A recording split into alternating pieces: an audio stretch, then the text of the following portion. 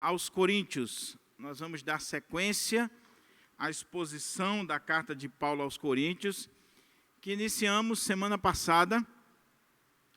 Nós iniciamos esta nova série na nossa igreja, na carta de Paulo aos Coríntios, a qual nós colocamos um título geral, uma igreja de carne e osso. Uma igreja de carne e osso. Então, convido você para abrir aí a sua Bíblia, primeira carta de Paulo aos Coríntios, capítulo 1, palavra do Senhor para os nossos corações.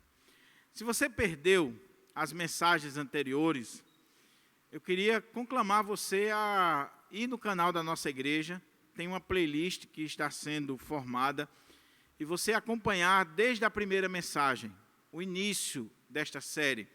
Já tem 2 mensagens lá no canal, essa agora vai ser a terceira, e à noite nós vamos estar ministrando mais uma. E aí você vai acompanhando passo a passo essa exposição e a leitura da carta aos Coríntios. A pregação expositiva, sequencial, lecto-contínua, ela é importante porque ajuda não só o pregador, como a igreja, a ler a Bíblia da forma correta.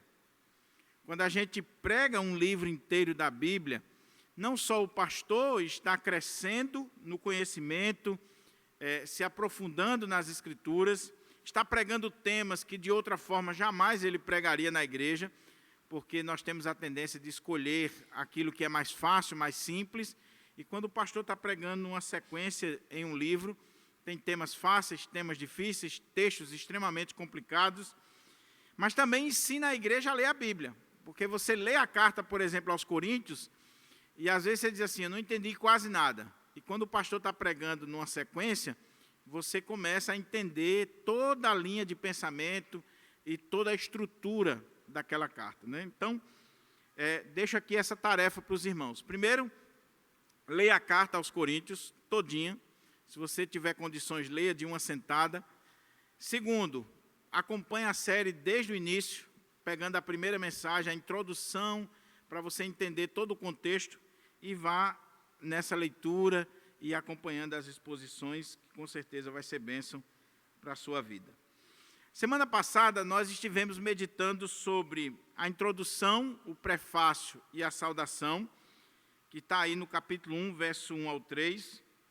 Depois nós vimos a gratidão de Paulo, né? Aquela ação de graças de Paulo pela igreja, que ainda faz parte dessa introdução da carta, que está no capítulo 1, verso 4 a 9. E agora nós vamos entrar no corpo da carta. No primeiro bloco de assuntos da carta, lendo essa primeira parte aqui, 1 Coríntios 1, 10 a 17, é a abertura do contexto da carta, do miolo da carta. Diz assim a palavra do Senhor. 1 Coríntios 1, 10 a 17. Suplico-vos, queridos irmãos, pelo nome de nosso Senhor Jesus Cristo, que concordeis uns com os outros no que falam, a fim de que não haja entre vós divisões. Antes, sejais inteiramente unidos sob uma mesma disposição mental e no mesmo parecer. Caros irmãos, fui informado a vosso respeito pelos da famílias de Cloé, ou Cloé, que existem discórdias entre vós.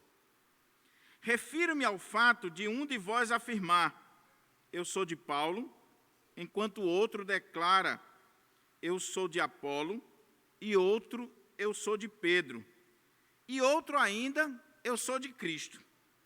Ora, acaso Cristo está dividido? Foi Paulo crucificado em vosso favor? Fostes batizados em nome de Paulo?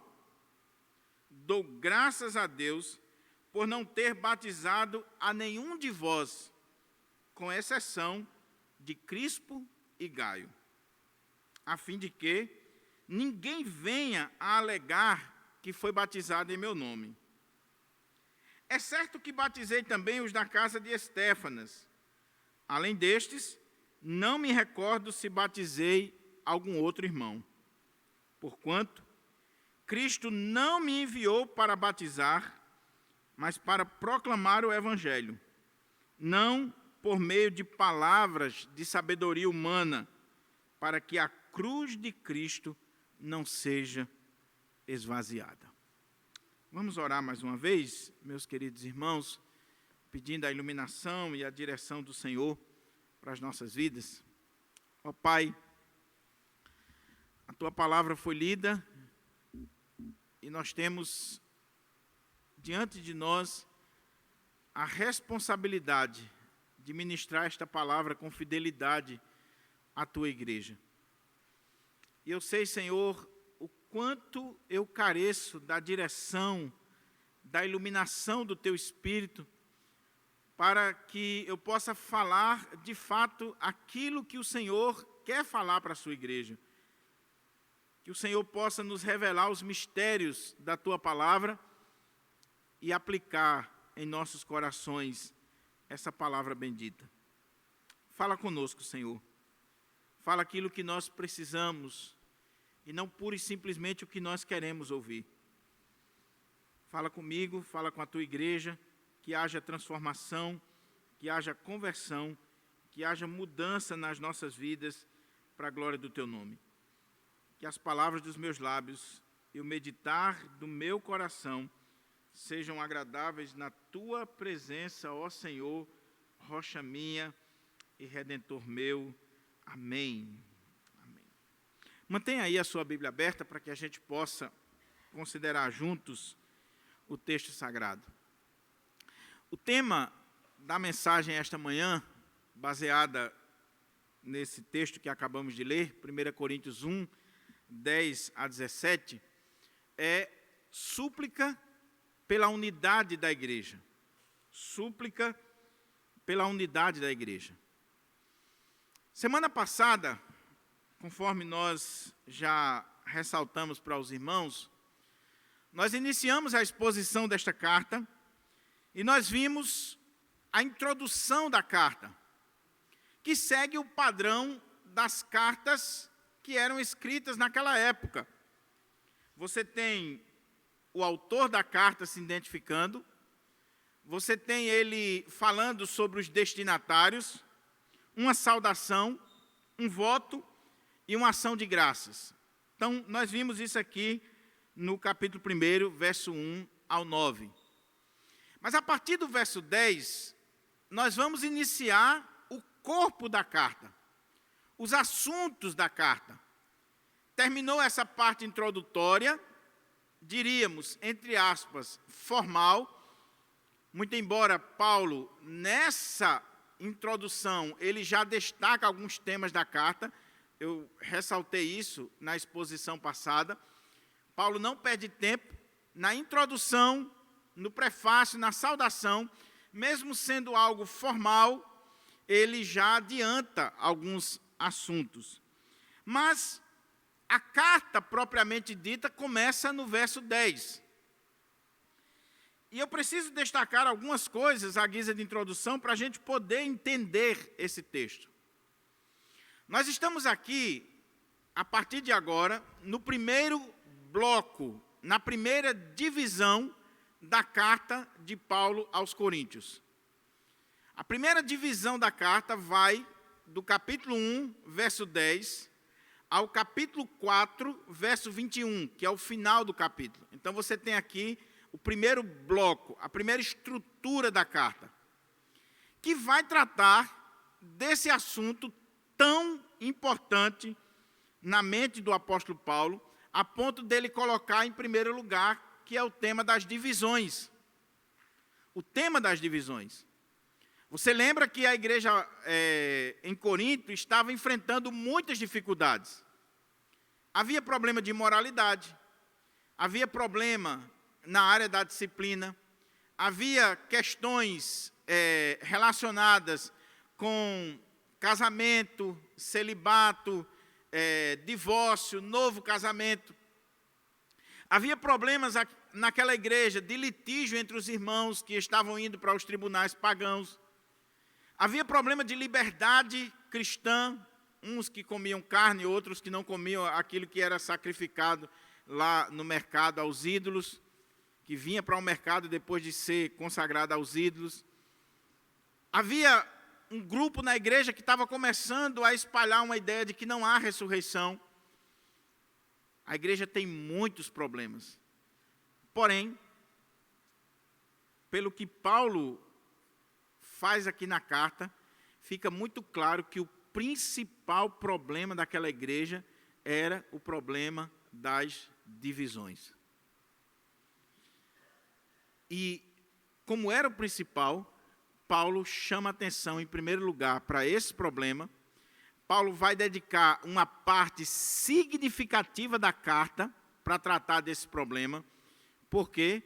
Porque a igreja estava prestes a rachar, a se despedaçar, e Paulo está extremamente preocupado com aquela questão das divisões. Então, ele vai tratar disso na primeira parte da carta, o primeiro bloco, chamando a atenção, em primeiro lugar, para esse assunto tão importante, que é o assunto das divisões.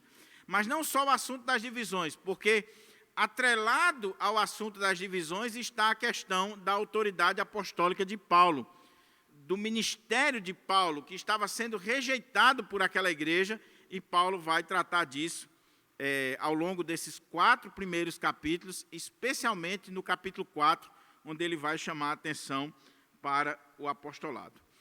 Algumas coisas ainda para que a gente possa entender esse texto. Os teólogos entendem que o capítulo 1, do 10 ao 17, é a parte onde Paulo está tratando do tema. É a preposition, é o tema, é o assunto principal do discurso de Paulo. Está aqui. Ele está chamando a atenção para o tema. Aí você vai ver que ele chamou a atenção para o tema do verso 10 ao 17. E quando chega, a partir daí, ele vai usar 5 argumentos para combater as divisões na igreja. Se você olhar, nós vamos ver o primeiro argumento hoje à noite, que vai do verso 18 ao 25. Paulo vai tratar sobre a mensagem da cruz. Depois do verso 26 ao 31, ele vai chamar a atenção para a vocação dos coríntios. Depois, no capítulo 2, verso 1 ao 5, ele vai chamar a atenção para a maneira como ele pregou o evangelho em Corinto, e que eles deveriam lembrar. Depois ele vai falar sobre a ação do Espírito na vida daqueles irmãos. Eles estavam agindo como pessoas carnais e não espirituais, como crianças. E em seguida ele vai chamar a atenção para o tema do apostolado. Então, ele chama a atenção para o assunto no capítulo 10, no capítulo 1, verso 10 a 17, e depois ele vai levantar 5 questões para resolver o problema das divisões na igreja. Então, você vai ver que o assunto é bem amplo e é muito importante a maneira como Paulo trata disso aqui. Ele serve de introdução, esses versículos aqui, para o restante da carta, principalmente os 4 primeiros capítulos.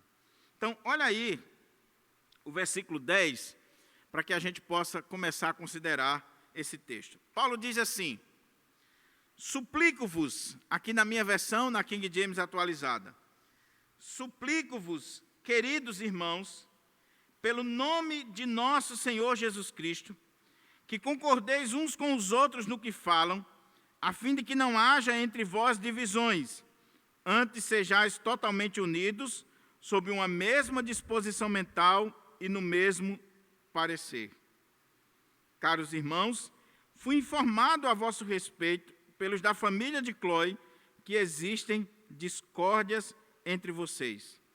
Refiro-me ao fato de um de vós afirmar: eu sou de Paulo, enquanto o outro declara: eu sou de Apolo, e outro: eu sou de Pedro, e outro ainda: eu sou de Cristo.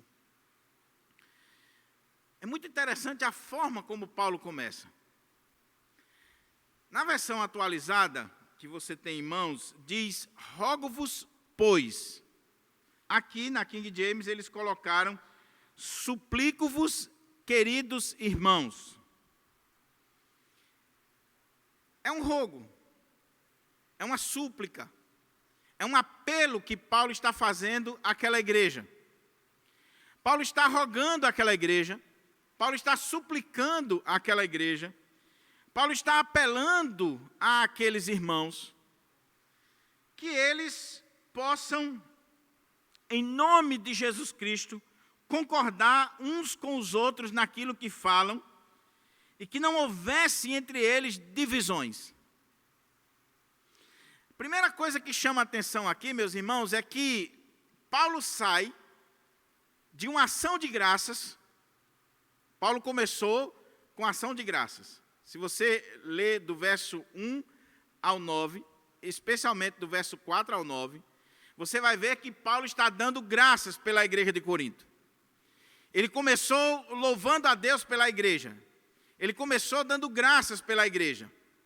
Mas, abruptamente, de forma muito rápida, Paulo passa da ação de graças para essa súplica, para esse rogo, para esse apelo. E a partir daqui, meu irmão, Paulo vai ser duro com aquela igreja. Ele agradeceu a Deus pela vida da igreja, ele louvou o Senhor pela vida da igreja, ele está sendo sincero, ele está agindo como um pastor, como um homem de Deus, e ele não vai deixar de agir como um pastor. Ele está chamando aqui, queridos irmãos, meus amados irmãos, mas Paulo, a partir de agora, ele vai ser firme com cada assunto, com cada problema que aquela igreja está enfrentando, principalmente nessa questão das divisões. Agora, é muito interessante esse pois aí, que está na versão atualizada. Por quê? Porque o pois é uma dobradiça que nos faz entender o texto, se eu lembro do texto anterior. Porque quando ele diz assim, rogo-vos, pois, ou suplico-vos, aqui na King James eles não colocaram pois, mas se você está lendo atentamente, você vai entender que está ligado. Abrindo um parênteses aqui, meus irmãos, capítulos e versículos não são inspirados, por favor. Os capítulos e versículos na nossa Bíblia, e esses temazinho em negrito que tem em cima, eles foram colocados depois. Paulo não escreveu a carta aos Coríntios dividida em capítulos e versículos. Foi um recurso criado para que a gente pudesse achar os textos de forma mais fácil e entender. Mas em alguns momentos confunde. Então, quando você vai ler uma carta, principalmente, você tem que procurar ler o todo, para você entender a linha de pensamento. Muito embora ela esteja dividida dentro de uma estrutura, mas uma coisa está ligada à outra. Então, o que Paulo disse anteriormente que levou ele a rogar, pois, ou a suplicar, em nome de Jesus, que aqueles irmãos falassem a mesma coisa, estivessem em concórdia e não tivesse divisão? Como é que Paulo terminou a ação de graças no verso 9? Olha como é que diz o texto. Deus é fiel, por meio do qual fostes chamados à comunhão de seu Filho, Jesus Cristo, nosso Senhor. Rogo-vos, pois, suplico-vos, pois. Deu para entender a ligação? O que é que Paulo está fazendo aqui? Paulo acabou de dar graças a Deus pela igreja, e ele está ressaltando nessa ação de graças que Deus é fiel. Esse Deus que é fiel, ele havia chamado a igreja de Corinto, os irmãos de Corinto, à comunhão do seu Filho Jesus Cristo. Esse Deus que é fiel, ele não só nos chamou para si, ele nos chamou para desfrutarmos da comunhão em Jesus Cristo. Então eu preciso ressaltar na minha vida essa comunhão que eu tenho com Cristo, mas eu não posso ter comunhão com Cristo se eu não tenho comunhão com meu irmão. Então, quando Paulo diz, Deus é fiel, por meio do qual fostes chamados à comunhão de seu Filho, Jesus Cristo, nosso Senhor, a sequência lógica é, rogo-vos, pois, meus queridos irmãos, suplico a vocês, em nome desse Jesus, que nós fomos chamados à comunhão com Ele, se nós temos comunhão com Ele, eu rogo a vocês que concordeis uns com os outros naquilo que falam, a fim de que não haja entre vós divisões, antes sejais inteiramente unidos sob uma mesma disposição mental e no mesmo parecer. Olhe que uma coisa está ligada à outra. Se Deus me chamou à comunhão do seu Filho, Jesus Cristo, e essa comunhão ela se expressa na minha relação com Deus e com o próximo, se Deus me chamou para isso, então não pode existir divisão na igreja de Deus. Porque se existir divisão na igreja de Deus, eu não estou desfrutando dessa comunhão em Cristo Jesus.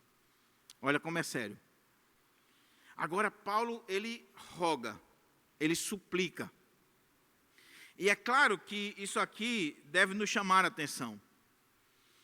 Porque Paulo está falando com amor com aquela igreja. Ele está suplicando, ele está rogando, ele está apelando àquela igreja. É um apelo solene, que se reveste de autoridade apostólica. Não é qualquer um que está falando. É Paulo, é um apóstolo de Jesus Cristo.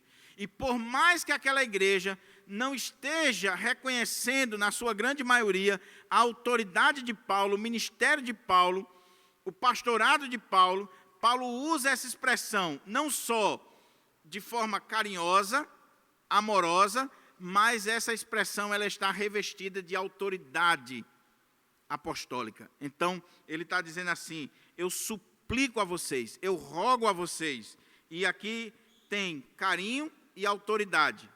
Ele está falando com autoridade. Eu suplico-vos, queridos irmãos. Irmãos, alguém já disse que as cartas de Paulo, elas devem ser degustadas palavras por palavra.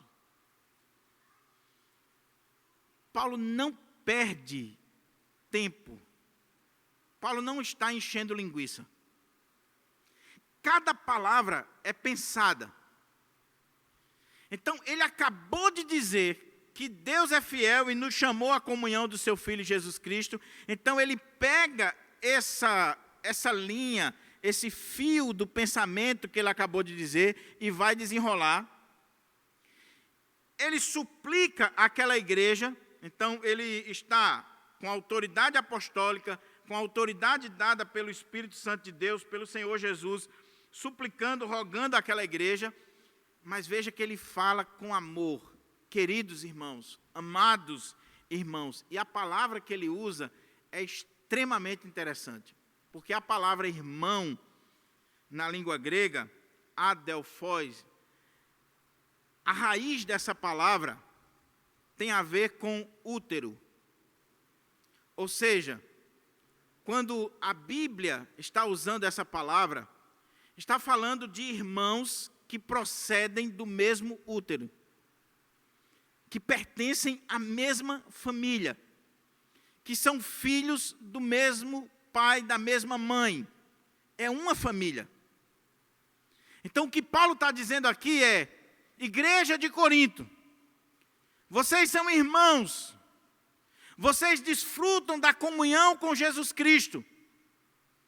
Então, eu rogo a vocês que concordeis uns com os outros naquilo que falam, a fim de que não haja entre vós divisões, antes sejais totalmente unidos sob uma mesma disposição mental e no mesmo parecer. Ele dá o problema. Qual era o problema daquela igreja? Divisões. E a palavra divisão aí, meus irmãos, na língua grega, é de onde vem a nossa palavra cisma. Partido, facção. Mas é interessante que quando a gente vai ver o uso dessa palavra no Novo Testamento, essa palavra não só ela pode ser traduzida na ideia de partidos, de grupos, de facções, mas essa palavra divisão aqui era usada para uma rede. Por exemplo, lá no Evangelho de Marcos, é usada para uma rede de pescaria que está sendo rasgada, dilacerada. Ou um vestido, um pano que está sendo rasgado. Paulo está dizendo, meus irmãos, eu rogo a vocês que não haja divisões entre vocês, que não haja cisma, rasgadura, que não haja entre vocês esses partidos, esses grupos, essas facções que está acontecendo aí no contexto da igreja, porque isso vai rasgar o corpo de Cristo. Isso vai fazer com que o corpo de Cristo seja despedaçado, esquartejado. Por isso que ele está apelando para aquela igreja, rogando para aquela igreja, que não houvesse esse tipo de coisa, a ponto de rasgar a igreja de Deus, de despedaçar a igreja de Deus. Você já pescou com tarrafa? Eu nunca pesquei, mas eu sei de uma coisa, se a tarrafa estiver rasgada, os peixes vão embora. Quando a igreja de Deus ela está sendo rasgada, essa é a imagem, é claro que muitos peixes vão passar por esse rasgo e vão embora. Por isso Paulo está dizendo, meus irmãos, não haja divisão entre vocês. Agora, veja as coisas que ele diz. Se você gosta de sublinhar a Bíblia, coloque aí embaixo dessa palavrinha que e mesmo ou mesma. Você vai ver a repetição de Paulo. Porque o que ele diz? Suplico-vos, queridos irmãos, pelo nome de nosso Senhor Jesus Cristo. Veja a solenidade desse pedido, dessa súplica. É algo tão sério que ele está apelando em nome de Jesus Cristo, que é o Senhor, é o nosso Senhor, e que precisa ser o nosso Senhor. Eu suplico em nome de Jesus, primeiro, que concordeis uns com os outros naquilo que falam. A igreja estava dividida, cada um dizendo uma coisa, cada um falando uma coisa, e a igreja estava completamente dividida. E Paulo diz, eu quero que vocês concordem uns com os outros naquilo que falam, a fim de que não haja entre vós divisões, antes sejais inteiramente unidos, sob uma mesma disposição mental e no mesmo parecer. Aqui está o problema. O que estava acontecendo naquela igreja e que Paulo não quer que aconteça? Gente pipocando para todo lado, falando não de forma uníssona, mas a igreja estava sendo dividida. É claro que Paulo não está aqui apelando ou rogando para que exista na igreja uniformidade. Não é esse o ponto. Eu lembro que uma vez um irmão disse para mim, pastor, seria tão bom, né, se a igreja, todo mundo fosse igualzinho, todo mundo se veste do mesmo jeito, corta o cabelo do mesmo jeito, todo mundo igual, não tinha problema. Não é essa unidade que Paulo está falando aqui, isso não é unidade. A beleza da igreja está exatamente em desfrutar de unidade na diversidade. Isso é a beleza da igreja. Paulo não está falando aqui de uniformidade, Paulo não está falando aqui de um quartel onde todo mundo se veste do mesmo jeito, marcha no mesmo ritmo e faz a mesma coisa. Não é isso que Paulo está falando. Mas quando Paulo diz que concordeis uns com os outros no que falam, que tem uma mesma disposição mental e um mesmo parecer, a grande pergunta é, em quê? O que estava acontecendo? E nós vamos ver, meus irmãos, no desenrolar desse texto, e principalmente desses 4 primeiros capítulos, que o grande problema é que aqueles irmãos estavam discordando ou não estavam tendo uma compreensão correta, e isso era expressado naquilo que eles falavam, naquilo que eles pensavam e nas atitudes que eles tinham em relação ao Evangelho. Paulo está falando aqui de unanimidade, Paulo está falando aqui de união, Paulo está falando aqui de concordar uns com os outros no que falam. Não é que você vai concordar em tudo na igreja, em todos os assuntos. Não é isso que ele está dizendo, isso é impossível. Mas o que Paulo está dizendo é que, com relação aos temas principais, basilares, fundamentais da fé cristã, nós não podemos ter voz dissonante. Nós não podemos ter um discurso diferente. Nós temos que concordar naquilo que a gente fala, naquilo que a gente pensa, naquilo que a gente vai fazer em relação àquele assunto.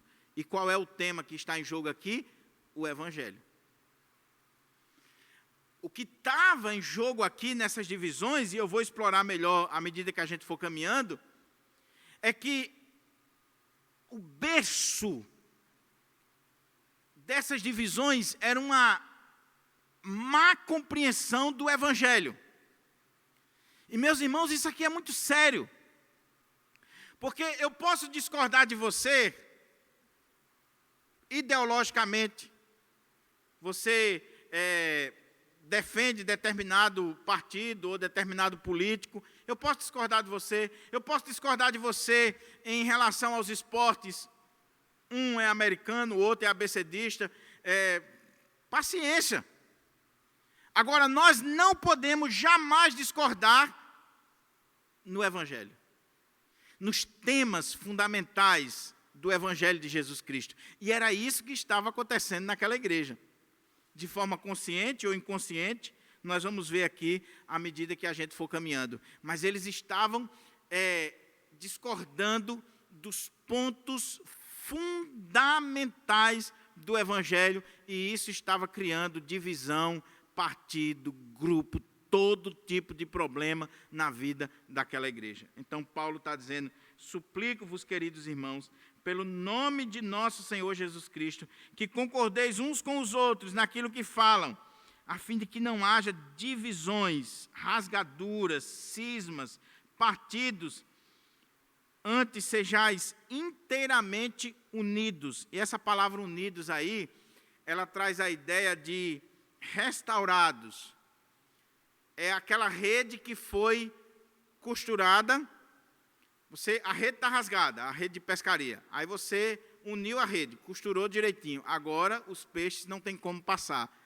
Então Paulo está dizendo: eu quero que vocês sejam unidos sob uma mesma disposição mental e no mesmo parecer. Esse é o problema. A igreja estava desunida, estava com divisões, e isso gerou partidos dentro do rebanho. Paulo diz: não, eu rogo a vocês que pensem concordemente. É o problema. Agora, como Paulo ficou sabendo desse problema? Que nós vamos aprofundar mais à medida que caminharmos. Ele diz: caros irmãos, fui informado a vosso respeito pelos da família de Cloe que existem discórdias entre vós. Veja que Paulo, quando a gente lê a carta, você vai ver que Paulo teve conhecimento das situações da igreja de Corinto por 3 vias principais. Primeiro, Acaico, Fortunato e Estéfanas foi enviado pela igreja de Corinto com uma oferta e com uma carta para o apóstolo Paulo. Está lá no capítulo 16. Essa comissão vem visitar Paulo, ele está em Éfeso, Atos 18, e o final da carta coloca. Então, essa comissão da igreja veio encontrar Paulo e traz informações sobre a igreja. E traz uma carta da igreja, que é o segundo meio que Paulo tem para tomar notícia das circunstâncias daquela igreja. Eles trouxeram uma carta com várias perguntas para o apóstolo Paulo. capítulo 7, verso 1, coloca isso, capítulo 8, 1, capítulo 11, verso 1, coloca ali as dúvidas, as perguntas dos coríntios. Mas a terceira via, Paulo diz aqui, que os da casa de Cloe, não sabemos quem era essa senhora, é um nome feminino. Os estudiosos não sabem se ela era membro da igreja de Corinto ou da igreja de Éfeso, onde Paulo está neste momento que escreveu a carta. Não se sabe nem se era crente. A maioria dos exegetas entendem que é uma crente. Mas Paulo não está falando dela, Paulo está falando dos da família dela, da casa dela. E o texto aí não necessariamente quer dizer filhos. Casa aí, ela tem um sentido, ou família, mais amplo. Pode ser os nascidos na casa ou os escravos daquela casa, os empregados daquela casa. Alguns entendem que o que aconteceu foi o seguinte. Primeiro, Cloe, membro da igreja de Corinto, e os da sua casa, ou familiares, e também os empregados, se congregavam ali. E eles sabem de tudo que está acontecendo e trouxeram para Paulo. Outra possibilidade é que Cloe é uma mulher rica, uma escrava liberta que cresceu financeiramente, e fazem essa análise a partir do nome dela, que significa verdejante, e que vem da deusa Deméter, lá daquela época.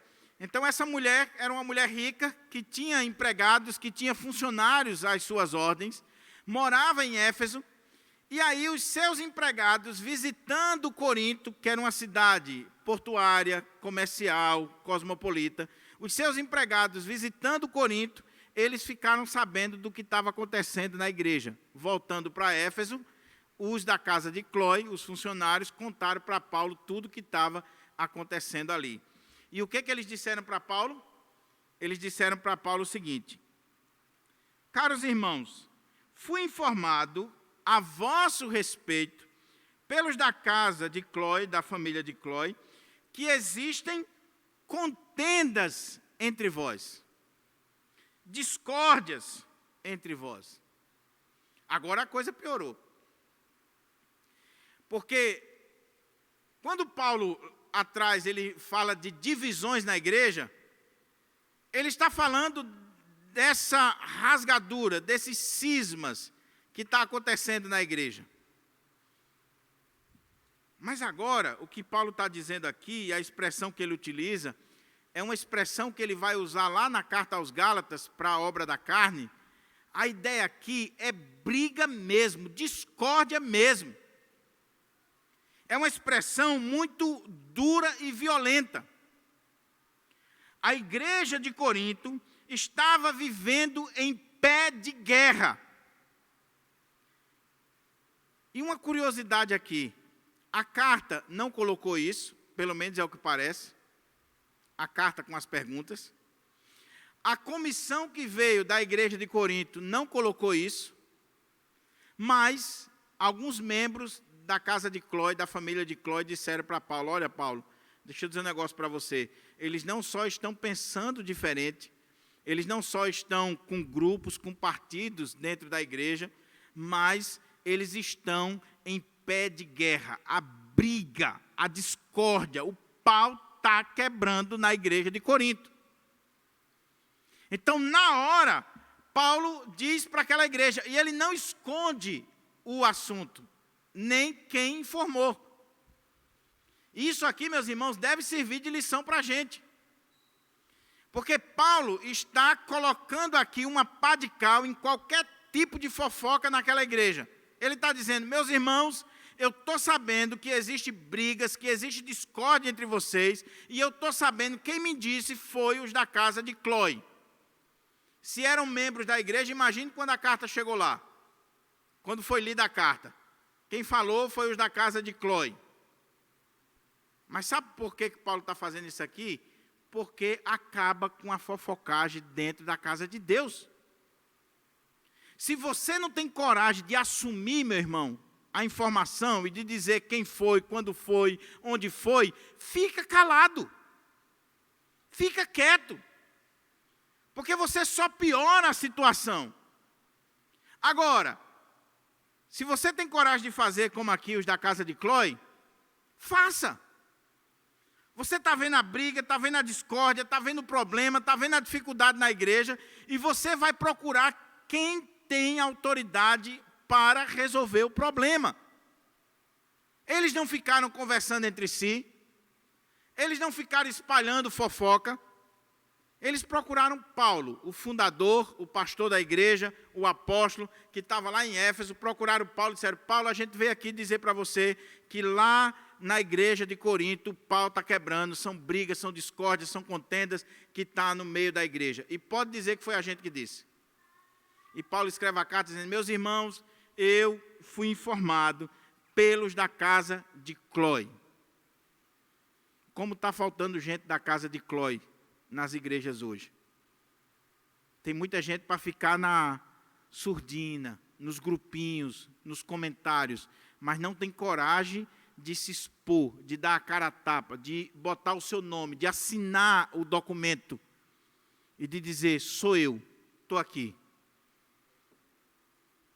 É uma das coisas que a gente aprende no seminário, é o seguinte: pastor, está acontecendo isso e isso na igreja. Meu irmão, você tem coragem de fazer um documento, assinar para levar para o conselho? Se você assinar, eu levo.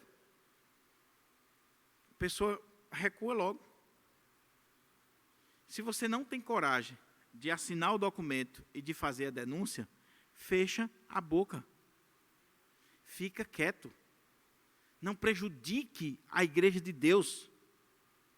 Então, Paulo soube do problema. Caros irmãos, fui informado a vosso respeito pelos da família de Cloe que existem discórdias, brigas, contendas entre vocês. Isso jamais deveria existir na igreja de Deus. Isso é uma obra da carne. Isso é coisa do mundano. Isso é coisa de gente lá de fora. Mas está existindo no contexto da igreja de Deus. Existiu lá atrás, existe hoje, meu irmão. Existe hoje. Lembra daquela historinha que eu falei aqui, verídica? O pastor levou o filho dele para a reunião do presbitério. Aí estava lá, entrou um documento, começou a discussão, e pastor discute daqui, discute dali, presbítero para lá, e pai, aquela confusão danada, um querendo jogar uma cadeira no outro. Daqui a pouco, chegou o carro da polícia na igreja. É aqui que está tendo uma briga, uma confusão? Não, aqui é uma reunião de pastores. Não, porque ligaram para a polícia que estava tendo uma briga aqui. O menino ficou tão assustado que saiu, chegou no orelhão, ligou para a polícia. Estão brigando. Estão quebrando o pau. O que estava acontecendo ali? Paulo fala do problema, Paulo dá a fonte, e Paulo agora vai dizer o que estava acontecendo. Aí ele diz: refiro-me ao fato, preste atenção às palavras, cada sentença. Refiro-me ao fato de cada um de vós afirmar: eu sou de Paulo, enquanto o outro declara: eu sou de Apolo, e outro: eu sou de Pedro, e outro ainda: eu sou de Cristo. A igreja estava dividida, a igreja estava polarizada, a igreja estava rasgando aquele tecido, aquela rede, em nome dos líderes, por causa dos líderes. E aqui, meus irmãos, é o ponto central desse texto. A grande questão é: por que isso está acontecendo? A segunda questão é: esses líderes têm alguma culpa? Eles fizeram alguma coisa? Eles são a favor? Outro ponto interessante é: o que motivou esses grupos, esses partidos dentro daquela igreja? Entender isso aqui é fundamental, porque entendendo o que Paulo está falando, a gente pode aplicar para a nossa realidade hoje e tirar as lições para a nossa vida. A pregação, ela responde duas perguntas. O que o texto disse é a exegese. Você tem que entender o que o texto disse para os seus primeiros leitores, o que ele significa naquele contexto original e o que o texto diz para os dias de hoje. Como é que eu aplico isso? Mas eu só vou aplicar da forma correta se eu entender ele lá. Então, o que estava acontecendo aqui? Alguns teólogos entendem que aquela igreja estava dividida por questões teológicas, doutrinárias. Então, havia o grupo de Paulo.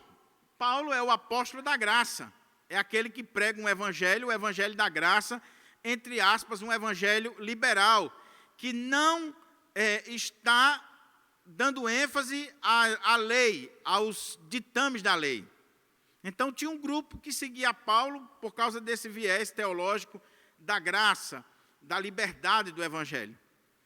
Havia um outro grupo que seguia Apolo. Por quê? Apolo, que foi o pastor que sucedeu Paulo lá em Corinto, Apolo, ele vem de Alexandria, ele é eloquente nas Escrituras, é um grande pregador, um grande orador, e sendo de Alexandria, que tinha uma interpretação mais alegórica da Bíblia, mais filosófica, por exemplo, você lembra de Filo de Alexandria, aquele filósofo muito famoso. Então, Apolo tinha uma pregação, Apolo tinha uma mensagem mais alegórica, filosófica, Apolo tinha uma pregação diferente da de Paulo. Outros vão dizer que Pedro, que há uma dúvida se Pedro algum dia esteve em Corinto, mas tinha um grupo dele lá. Pedro é o representante do judaísmo, da lei, de Jerusalém. É aquele pastor mais tradicional, mais rígido. Então tinha o grupo de Pedro, que seguia a Pedro. E tinha o pior grupo de todos, que é o grupo de Cristo, que é uma dor de cabeça para os comentaristas, porque todos deveriam ser de Cristo. Mas tinha um grupo ali se dizendo de Cristo. Nós somos o grupo de Cristo. Nós não seguimos a homens, nós não queremos saber de homens, nós seguimos a Cristo. Então, eram questões teológicas. Outros vão dizer que tem a ver com o batismo, porque mais na frente Paulo vai falar do batismo. Então, era comum, naquela época, você ser batizado até nas religiões pagãs, e você se identificar com aquele que batiza. Ainda hoje é assim. Quem foi que lhe batizou? Fui batizado pelo pastor fulano de tal. Fui batizado nessa igreja, minha família é a fundadora da igreja, quem batizou foi o fundador e tal. E alguns até no Rio Jordão, né? Fui batizado no Rio Jordão pelo pastor tal. Paulo vai dizer, não faz diferença nenhuma, meu querido. A eficácia não está em quem batiza, ou na água, ou no lugar. Não é quem batiza. Mas a grande maioria dos exegetas, e eu peço a sua atenção aqui, meus irmãos, porque se não entender esse ponto, você não vai entender o restante da carta. A grande maioria dos exegetas, teólogos e expositores da Bíblia, entendem que o problema aqui não era teológico, o problema aqui não era o batismo, o problema aqui não era as divisões, os partidos, o problema não era esse. Dr. Gordon Fee, que escreveu o melhor comentário da carta aos Coríntios no mundo, um comentário de mais de 1000 páginas. Eu estou lendo uns 30 comentários da carta aos Coríntios, mas nenhum barra o do Dr. Gordon Fee. Ele está em primeiro lugar no mundo. Um pastor assembleano dos Estados Unidos, que já está bem velhinho, com Alzheimer. Ele pesquisou mais de 30 anos para escrever o comentário da carta aos Coríntios. Comentário de mais de 1000 páginas. Dr. Gordon Fee diz que aqui a gente precisa ver a raiz do problema. E qual era a raiz do problema? Não é a divisão em si. Não são os partidos, que alguns até duvidam que houvesse partidos. Que Paulo está usando aqui uma retórica, um recurso para chamar a atenção daquela igreja para o problema que estava acontecendo. Qual é o problema aqui? Os coríntios eles eram gregos. Apesar de ser uma colônia romana, a mentalidade da igreja de Corinto é uma mentalidade grega. Nós estamos falando aqui de uma cidade que estava localizada no Istmo, que liga a Grécia, o sul da Grécia ao Peloponeso. Então, nós estamos falando aqui de uma cidade extremamente importante do ponto de vista grego. A cidade de Corinto só perdia para Atenas no quesito da filosofia e das escolas de filosofia. Então, tudo que tinha Atenas, tinha em Corinto e ela rivalizava. Corinto tinha, por exemplo, os Jogos Olímpicos, Atenas tinha os Jogos Olímpicos, Corinto tinha os Jogos Istmicos. Corinto tinha escolas de filosofia, assim como Atenas tinha. E, sendo gregos, eles pensam como os gregos. Os gregos são os primeiros a pensar filosoficamente. Eu estou colocando isso aqui, muito embora exista uma discussão muito grande sobre essa questão dos gregos serem os primeiros. Mas eu não quero entrar nesse ponto, porque a aula aqui não é filosofia. Mas qual é o ponto aqui? Sendo gregos, amando a filosofia, gostando da filosofia, tendo as escolas de filosofia, eles tinham na cidade de Corinto os filósofos, principalmente aqueles que eram chamados os sofistas. Hoje, sofista ou sofisma é algo negativo. Mas no primeiro momento não era algo negativo. O que era o sofista? Você tem as cidades gregas, são cidades-estado. As cidades são independentes e têm uma administração independente. E tudo era decidido na ágora, na praça, com discussões. E era muito comum naquela época os filósofos itinerantes, os chamados sofistas, que iam de cidade em cidade discutindo os temas filosóficos, temas de sabedoria, e eles encantavam as pessoas com oratória, com retórica, com discurso, com sabedoria. E eles criavam seguidores, discípulos, pessoas que olhavam para aqueles oradores e prestavam atenção na eloquência, na maneira de se expor, no conteúdo. Então, eles ficavam impressionados com os sofistas. E os sofistas, era tão séria a coisa que eles, num minuto ele fazia alguém chorar, no outro minuto ele fazia rir, e no final as pessoas davam tudo para eles. Eram os grandes oradores da antiguidade, filósofos. Por que eu estou dizendo isso? Porque em Corinto tinham os sofistas, sendo uma cidade grega, influenciada pela filosofia grega, e eles amavam isso. Amavam isso.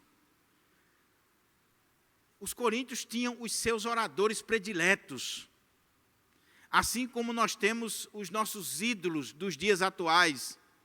Dr. Augusto Nicodemos, no comentário dele, ele faz um paralelo entre o amor que os gregos tinham pela filosofia, pelos filósofos, pelos sofistas, esses oradores ambulantes, e o que os brasileiros têm pelo futebol. Assim como os brasileiros amam o futebol e os astros de futebol, os gregos amavam a filosofia, a sabedoria e aqueles que eram os grandes expoentes da filosofia. Então, o que está acontecendo aqui?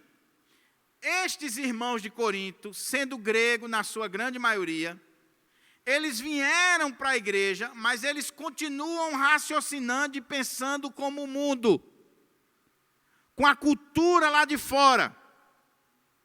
E eles estão deturpando o evangelho de Cristo, e os ministros do evangelho, colocando esses ministros e a mensagem do evangelho como se fosse mais uma filosofia, uma sabedoria, muito embora uma sabedoria elevada, mas uma sabedoria, e os expoentes como os grandes oradores da época.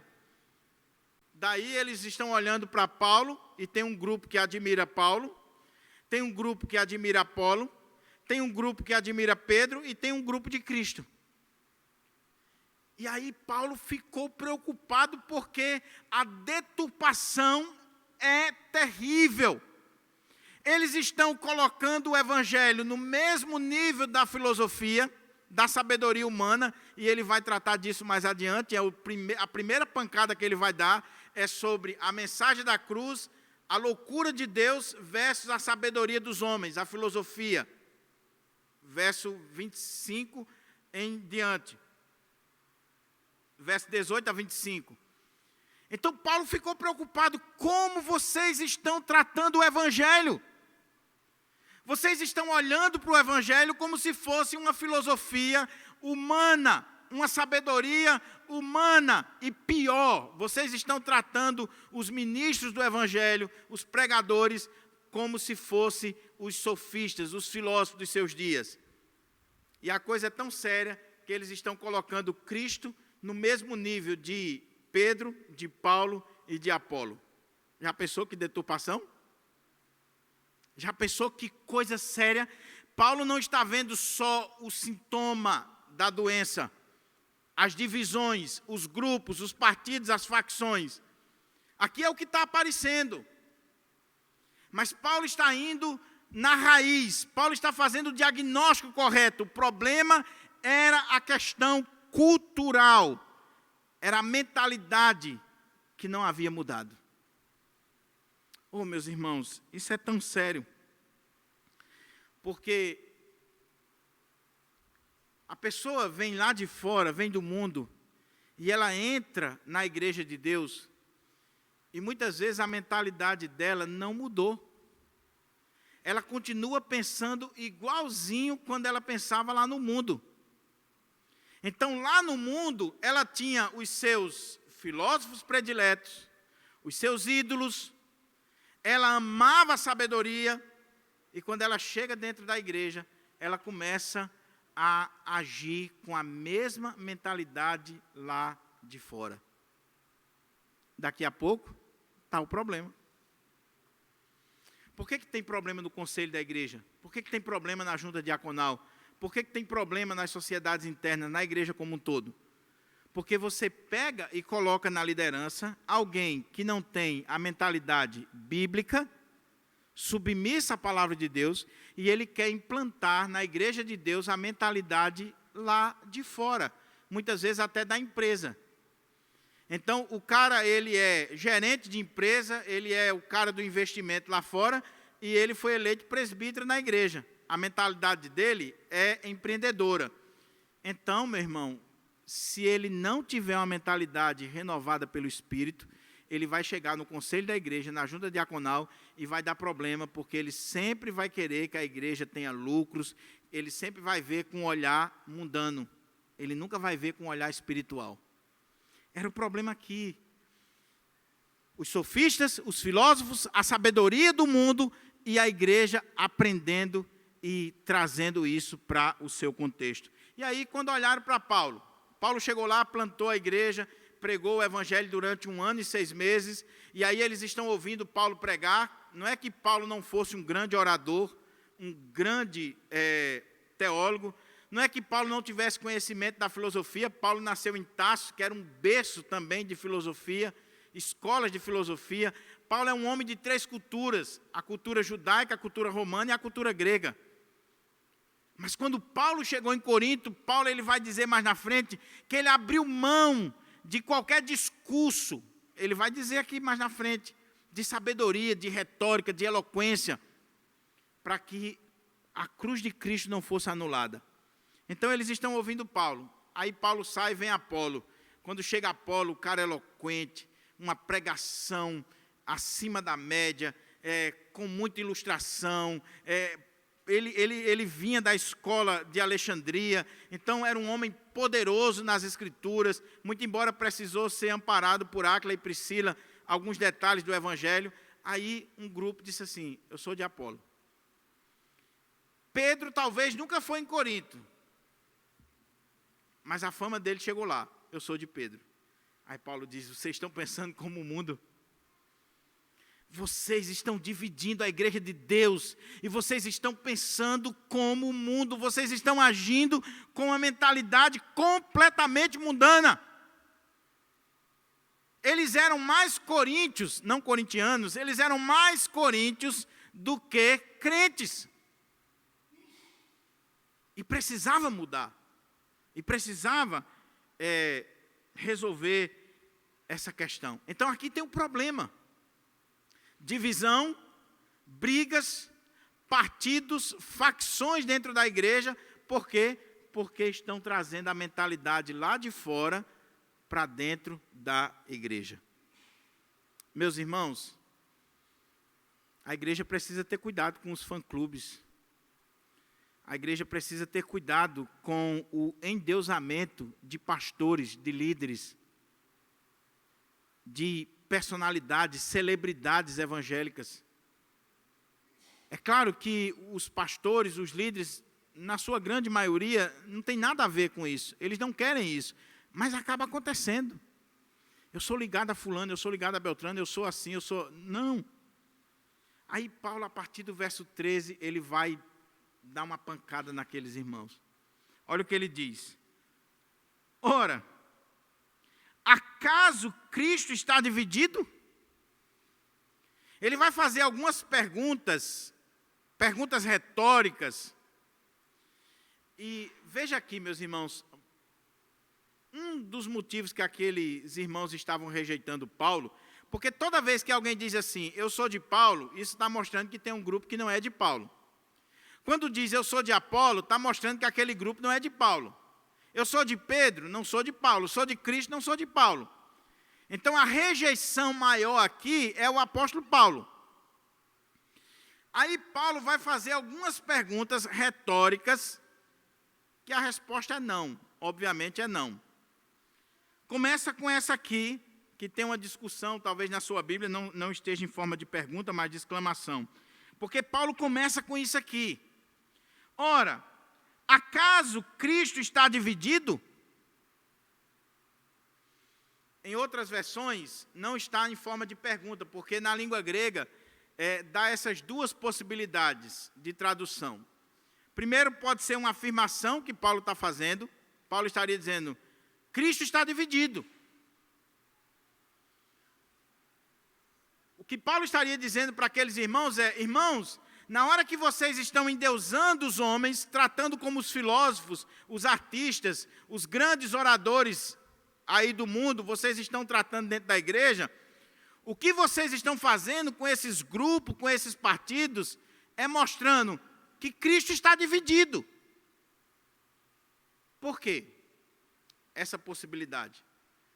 Porque, meu irmão, cada grupo vai dizer que Cristo está com ele. É ou não é assim? Você tem dois grupos brigando na igreja.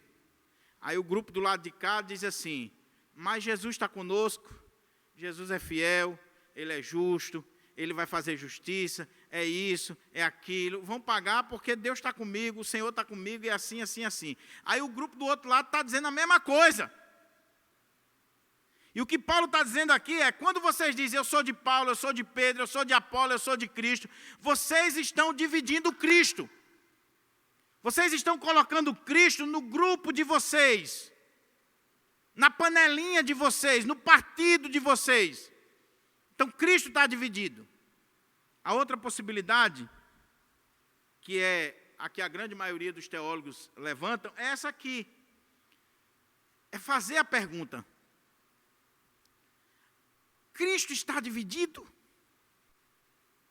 Meus irmãos, vocês que estão criando esses grupos, esses partidos, essas facções dentro da igreja em nome de líderes, vocês já pararam para pensar se existe a possibilidade de dividir Cristo, de esquartejar Cristo? Vocês estão rasgando a igreja, vocês estão dividindo a igreja. Mas eu pergunto, Cristo está dividido? Vocês estão esquartejando a Cristo? Vocês estão despedaçando a igreja, que é o corpo de Cristo. Se eu estou despedaçando o corpo de Cristo, eu estou despedaçando a Cristo. Isso pode acontecer?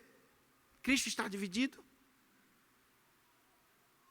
Oh, meus irmãos, se a gente visse divisão na igreja, a partir do que Paulo está dizendo aqui, nós colocaríamos o rosto no pó e clamaria pela misericórdia de Deus. Porque a igreja dividida é sinal de igreja que não entendeu, que não tem Cristo Jesus. Quando a igreja perde a visão de Cristo, ela se divide. Quando Cristo não é o centro, não é o árbitro, não é o Senhor, a igreja se divide. Porque é impossível, meu irmão, dividir Cristo. Por isso que é uma pergunta retórica. Então, quando eu estou dividindo a igreja, eu não tenho noção do que eu estou fazendo, porque é como se eu estivesse esquartejando a Cristo. Falta a visão de Cristo.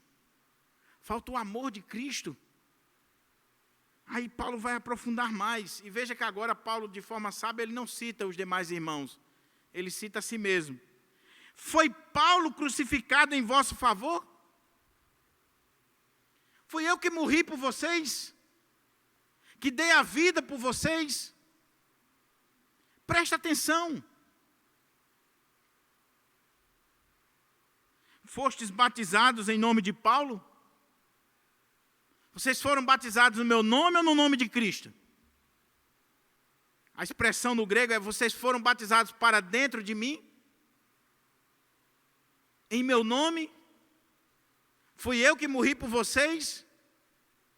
Veja que Paulo, ele está sendo duro, porque é necessário. Porque ele viu o problema, ele viu o perigo que estava acontecendo naquela igreja. Aquela igreja ainda não tinha rachado de vez. Por isso que leva alguns estudiosos a dizer que ainda não existia partidos. Que Paulo está usando aqui uma figura de linguagem. Mas ela estava pegando fogo. Eles estavam tomando a ceia, eles estavam participando dos cultos, eles estavam se reunindo, mas internamente, mentalmente, no dia a dia, estavam cada um puxando para um lado, rasgando Cristo para o seu grupo, em nome de homens. E Paulo disse assim: por acaso Cristo está dividido? Foi Paulo crucificado em vosso favor? Fui eu que morri por vocês, fui eu que dei a vida por vocês. Veja que pastor sincero, veja que pastor honesto, veja que homem de Deus não aceita seguidores, homem de Deus não quer fã-clube, homem de Deus não quer que o seu nome seja exaltado, homem de Deus exalta a Cristo, Cristo e esse crucificado, não a si mesmo, não a si mesmo. Eu não morri por vocês, Paulo está dizendo. E se eu não morri por vocês, eu não aceito ninguém estar com um grupo aí em meu nome, com partido, com fã-clube, com camisinha com a foto do pastor. Não, não aceito isso. Não aceito isso. Nem vocês foram batizados em meu nome. Quando vocês foram no altar e vocês foram batizados, vocês não foram batizados no nome do pastor. Vocês foram batizados em nome de Jesus Cristo. Então, vocês têm que adorar a Jesus Cristo. Aí ele diz: dou graças a Deus por não ter batizado a nenhum de vós. Você já viu um pastor dar graças a Deus porque não batizou ninguém? Paulo disse assim: meus irmãos, vendo isso que está acontecendo aí na igreja, vendo o que está acontecendo aí no contexto da comunidade, eu dou graças a Deus por não ter batizado a nenhum de vocês. Porque quando o pastor batiza ou casa, cria uma afinidade. É natural. E Paulo, vendo que eles eram gregos, talvez intencionalmente, ou já direcionado pelo Espírito Santo, Paulo disse assim: eu vou batizar aqui o mínimo de pessoas, eu não vou batizar essa igreja, porque eu vou criar aqui um fã-clube, querendo ou não. Então ele agiu de forma sábia, dizendo assim: vou colocar outro para batizar. Vou colocar outro irmão para batizar. olha, dou graças a Deus por não ter batizado a nenhum de vós, com exceção de Crispo e Gaio. São os primeiros convertidos. Um que era da sinagoga, chefe da sinagoga, e o outro que estava hospedando Paulo. Os primeiros convertidos, os primeiros frutos. A fim de que ninguém venha a alegar que foi batizado em meu nome. Se tem um fã-clube aí, se tem um grupo aí, não tenho nada a ver com isso, e ninguém pode dizer que foi batizado em meu nome ou que dei brecha para isso. Aí ele lembra, batizei também os da casa de Estéfanas. Estéfanas estava com ele, talvez lembrou a Paulo na hora, Paulo está escrevendo, disse assim, Paulo, você batizou nossa família também. Ele disse, lembrei, batizei também os da casa de Estéfanas. E para não ter problema, ele diz, além destes, não me lembro se batizei algum outro irmão. Algum outro irmão. Eu não posso entrar em detalhes aqui, mas Paulo não está relativizando o batismo, por favor. O batismo é importante, é bíblico, é uma ordenança do Senhor Jesus. Todos nós que cremos devemos ser batizados. Então, o ponto aqui não é o batismo. Paulo valoriza o batismo, Paulo fala sobre o batismo nas suas cartas, como por exemplo em Romanos capítulo 6. Paulo não está relativizando o batismo. Mas o que Paulo está fazendo é colocando o batismo na sua posição correta e chamando a atenção daquela igreja para que a mentalidade deles não seja uma mentalidade mundana, mas bíblica, cristã. Ou seja, o importante não é quem batizou você, o importante é que você foi batizado no nome de Jesus. Não é quem batizou, aonde batizou, quando batizou, é se você foi batizado em nome de Jesus. A eficácia não está no sacerdote, mas a eficácia está no Senhor Jesus Cristo que ordenou aquilo ali. E Paulo, vendo aquela igreja, Paulo disse assim, não vou batizar aqui a grande maioria, porque eu vou criar um fã-clube. Eu vou criar um grupo. E meus irmãos, isso é muito sério.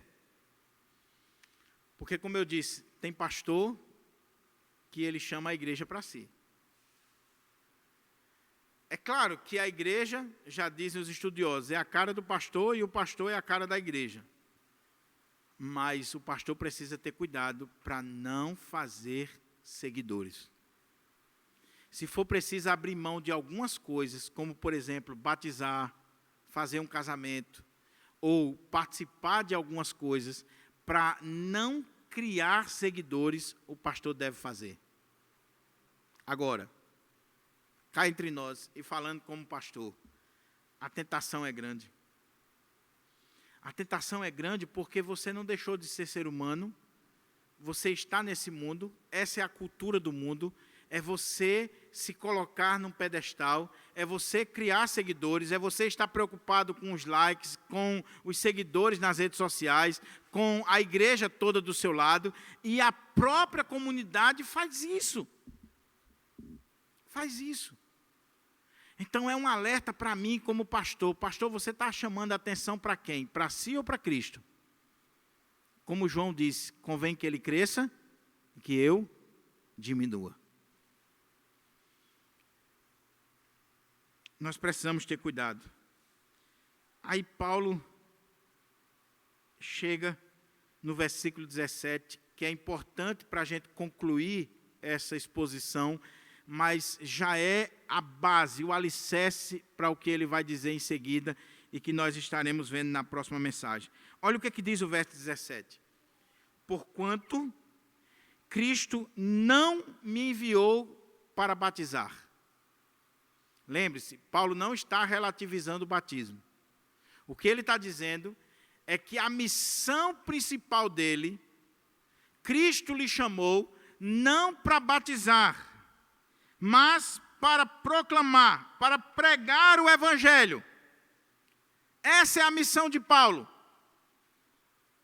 É isso que deve queimar no coração do pastor, pregar o Evangelho.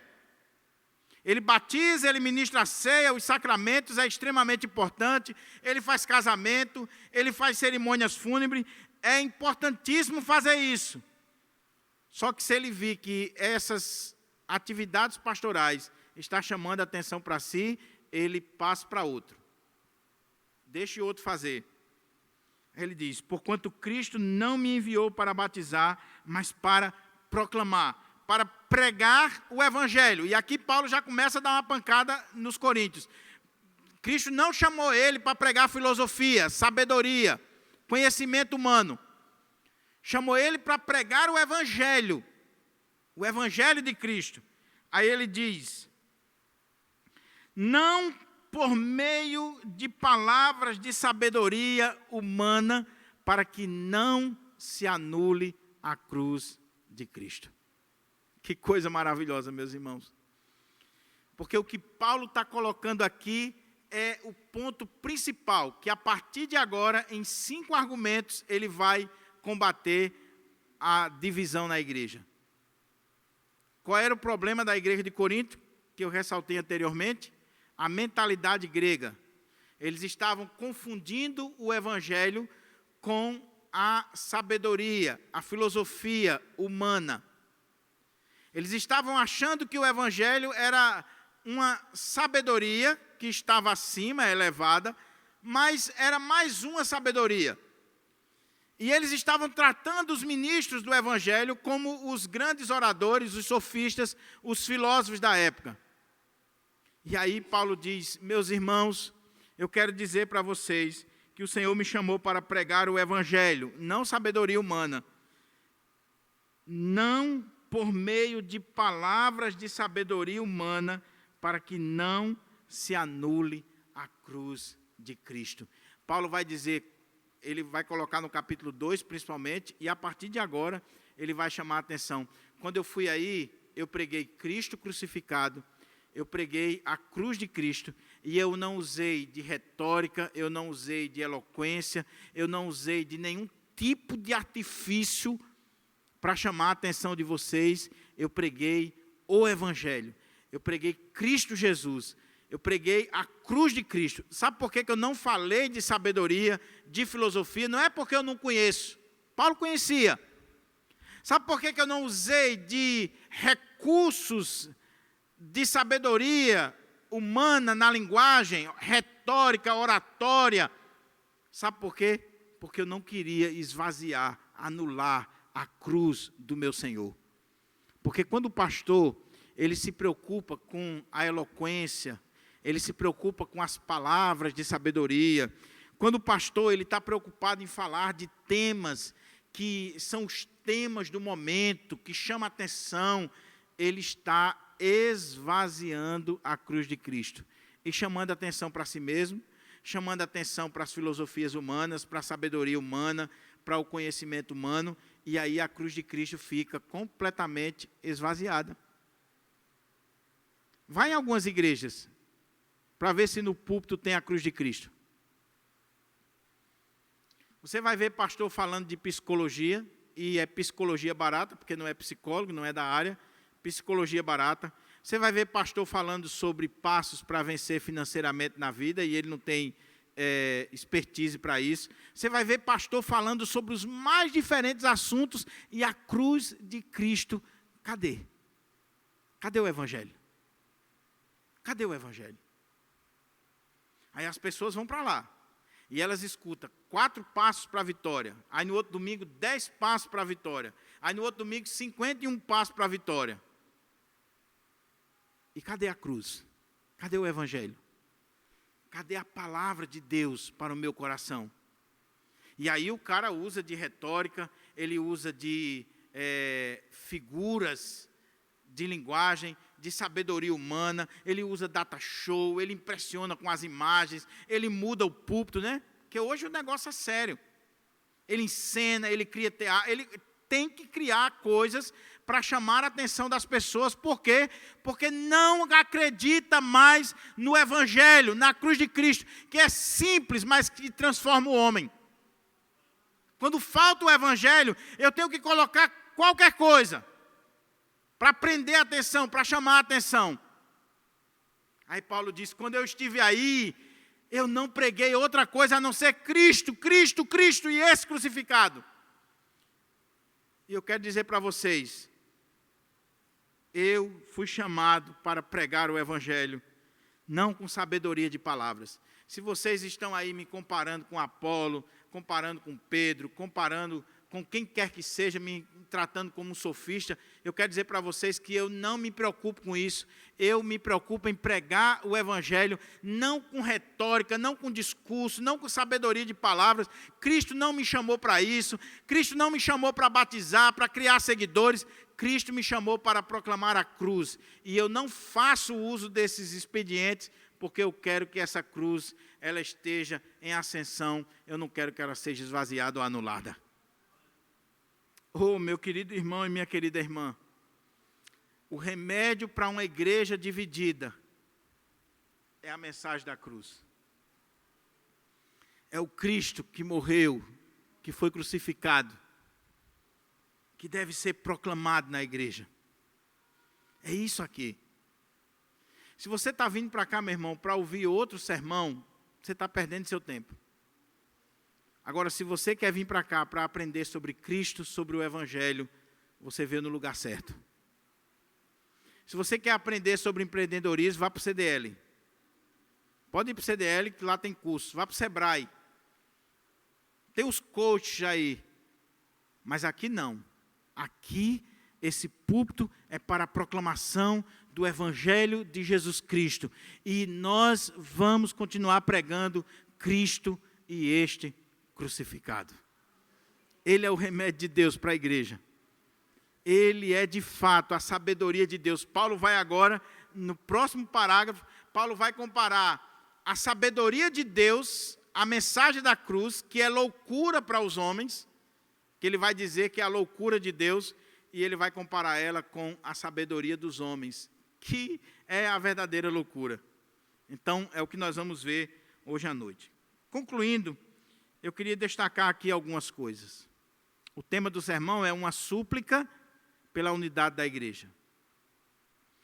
Paulo falou do problema. Qual era o problema?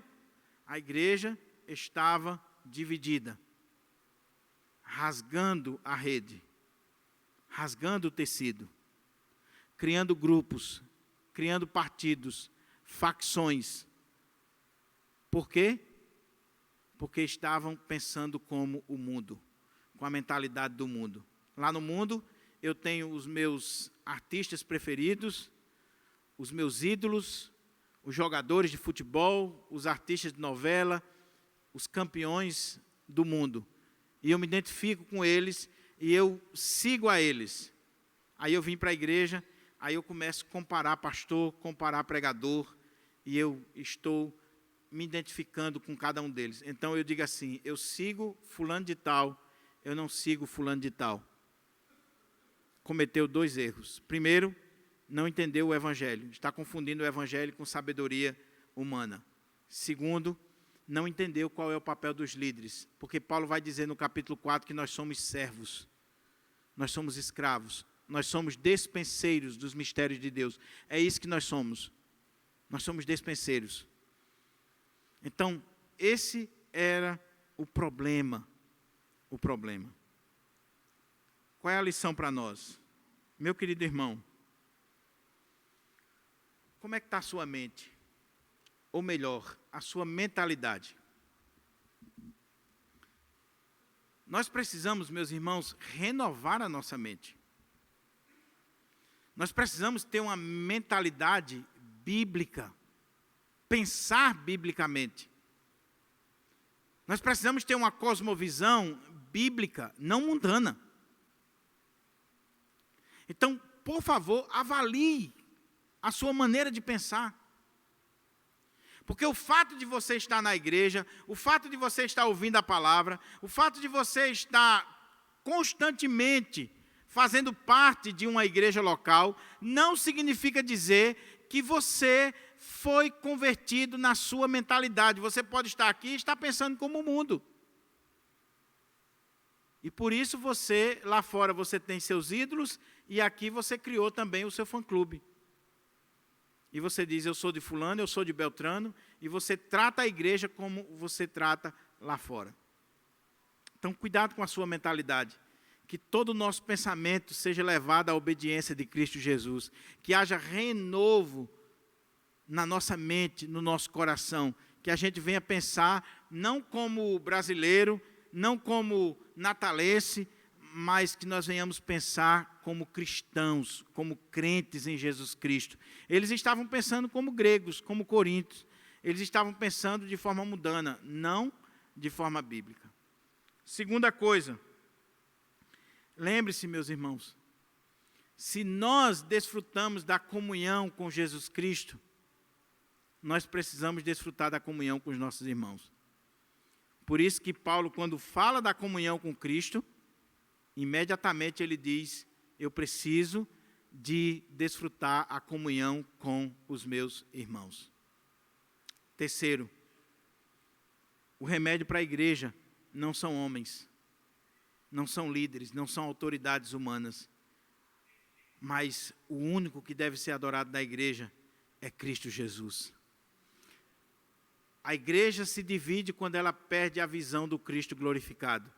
Mas quando ela está voltada para Cristo, ela começa a colocar os homens na posição devida, ela honra os homens na medida certa que Cristo mandou, mas ela não segue homens.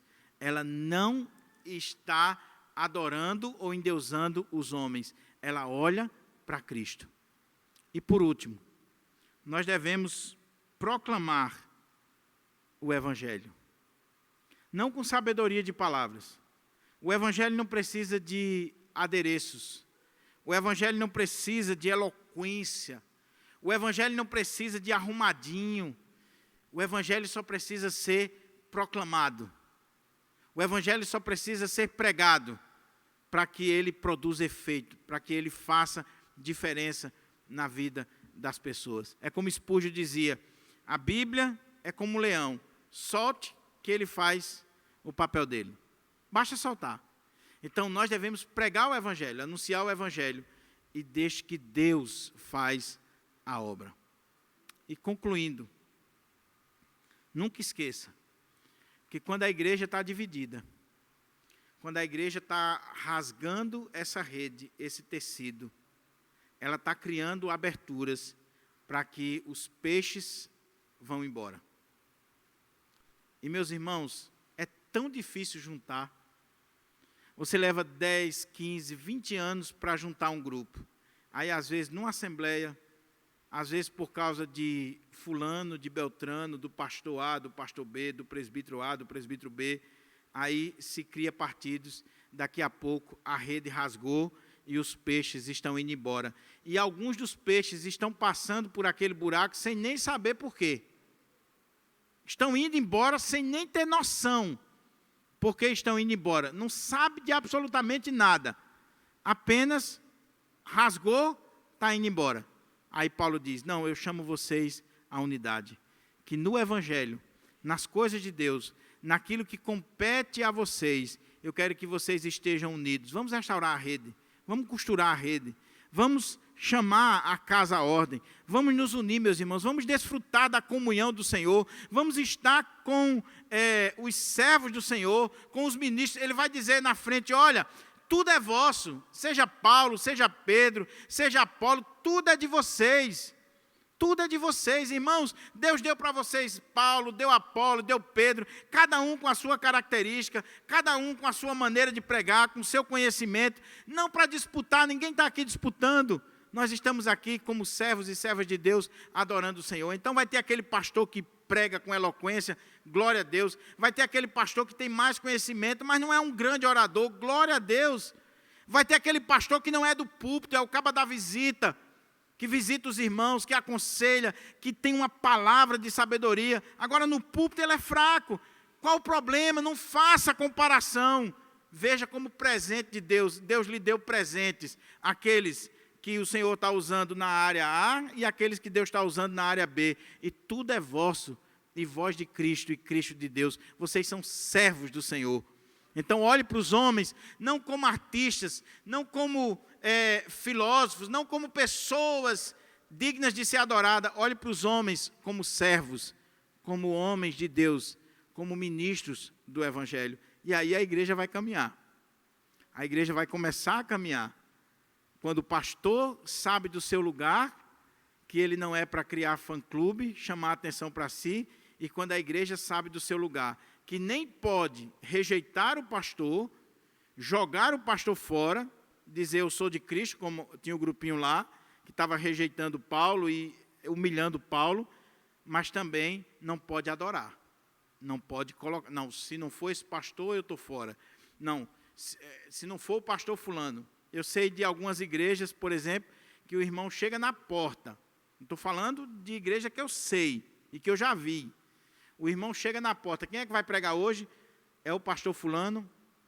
Não, vai ser o pastor cicrano ou o presbítero. O irmão dá meia volta no carro e vai embora. Ô, meu irmão, você está ali por causa do pastor ou você está ali por causa de Cristo?